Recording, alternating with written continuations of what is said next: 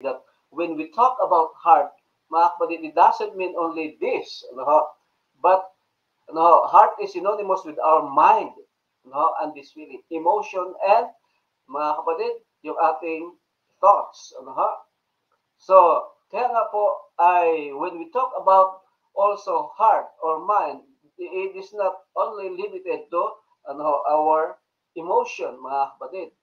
So, kaya nga po iingatan natin ang ating emotion, iingatan natin po ang ating mapag-isip. We should not be directed by our emotion because we know that emotion is deceptive. So that is the reason why the hearts should work together harmoniously. Mga kapatid, we should not be an impulsive na kikilos o we are going to make decision based on our emotion. No? We should not also